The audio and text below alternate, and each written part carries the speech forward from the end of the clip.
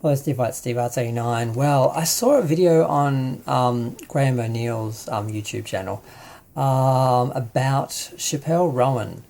Now, I don't know who this person is, this girl is, this lady is, I'm not sure how old she is. She is a performer. Apparently, she's number 2 in the charts at the moment, up there with, Taylor Swift. And she has put out some fairly shocking and controversial videos on TikTok, basically attacking fans and fandom in general, and basically trying to renounce or reject fame while trying to be a successful singer, songwriter, dancer, performer. It doesn't work that way, sweetie. No. I don't understand how she took up this line of work without realizing what's involved. We all know what fame is. We all know what comes with fame and celebrity if you are an actor or a dancer or a singer or something like that, or even just an influencer now. We all know what fame, we all know what it is. So how you get into that and get where you are and be upset. She was saying that people were shouting at her in the street and abusing her and harassing her. What she's talking about is fans recognizing her, relating to her, wanting a photograph, shouting out, hey, Chapelle, that's what happens when you're a celebrity, when you're famous, when people know who you are. Now, Graham O'Neill commented that he's had that experience too. People shout out to him all the time, and that's what it is. It's a shout out. They're saying, hey, Graham, because he was on Entertainment Tonight, Canada for a while, so that's how he's sort of famous and why he's got his own YouTube channel now. But she was saying they were shouting at her and calling it abuse. I'm like, this woman does not, she doesn't get it, or she's pretending like she doesn't so she can put out some controversial videos and get attention. I'm not sure which it is. This may be strategic to get her more fame, or she may really be in denial of what comes with the industry that she's chosen and the career she's chosen. She's saying, like, I don't accept that this comes with my career. And I'm like, but it does. You don't get to just reject it. You can't put that genie back in the bottle. You're famous now. People know you. They're going to recognize you wherever you go. Now, what do I know? I'm a nobody, that's true. But I've had a few weird experiences. I have a YouTube channel. It's small. But even that is enough in some circles to get you recognized and get your attention that you may not want. Some of the videos I've made, people didn't like what I said, and they threatened me. And that's very disturbing to have someone think they know who you are, tell you who you are, and threaten you. And one person particularly was talking about the area I lived in like he knew it, and threatened what he would... Yeah, I don't want to go into it, but it was disturbing to think that there are people out there who knew who I was, could recognize me, but I didn't know who they were. That did make me very paranoid. So on one level I can understand that. Like, I've been to events and Madonna events, and people have recognized me. I didn't have to introduce myself, and they're like, yeah, I know you, Steve Arts. And I've even been called out by people who are running it saying, oh, Steve Arts is here. And I'm like, that's weird. I get that. I've only had a few videos, get a few, tens of thousands or whatever. I, for the most part, I have a small channel. I don't get a lot of views and I don't get a lot of recognition. But it does occasionally happen, and it is weird because I wasn't expecting that from YouTube, because I'm not the subject. I'm talking about things and people. I don't expect people to look at me or think about me. It's what I'm talking about. So it's weird. But when you're the artist, the performer, the subject, the object, and that's what you are selling yourself as, promoting yourself as being promoted as, then to reject that and act like that is something other that you didn't ask for is just weird, naive, narcissistic. It's like she doesn't understand that when you are performing, you're supposed to be connecting with the audience, sharing part of yourself. They're supposed to be relating to you. That's why they like your music. So then as people, they're going to think that they know you and relate to you and come to you and talk to you and stuff like that. That's what happens. So the fact that it's like she thinks it's her art. She's performing it at the audience and like they're not related or something. It just doesn't make any sense. Now, the other thing I've had a couple of times, which is weird, I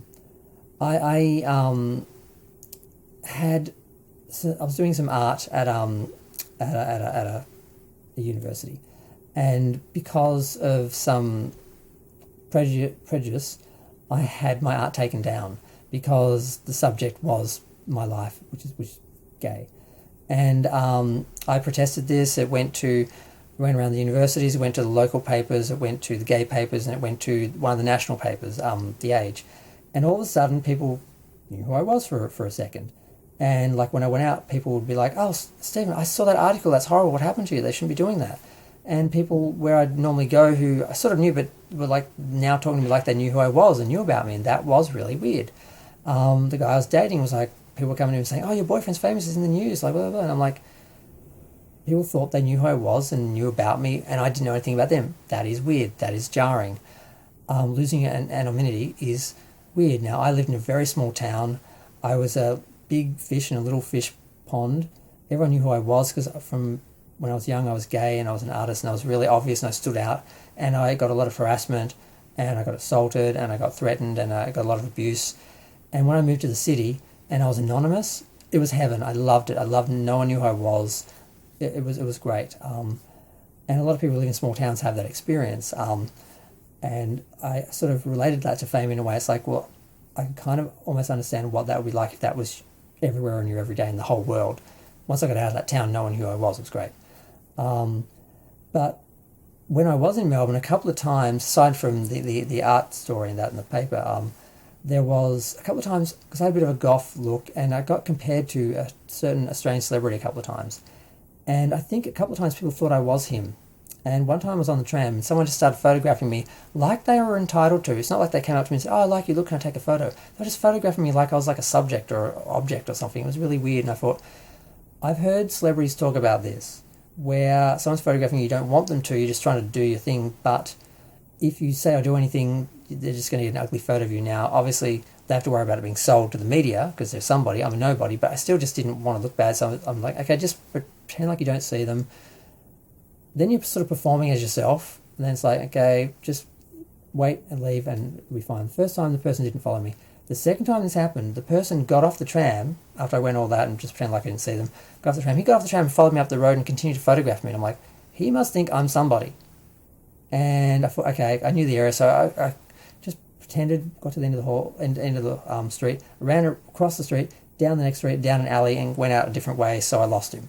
But that was really weird, and I thought, wow, that must be what it's like for every celebrity every day, when someone they encounter people who think they know who they are, and they think they're entitled to take their photo and follow them around and all that. And that is weird, yes. Except when you go into that industry, that's what you ask for. I'm just an artist. I have a YouTube channel. I wasn't expecting to get people threatening me.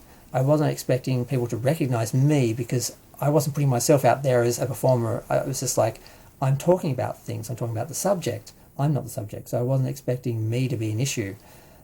And like I said, I'm not a performer. I'm not an artist. I'm an artist. I'm not a performer. I don't sing or dance or anything like that. I'm not the subject of the art, the object. So I wouldn't expect anyone to ever say or know anything.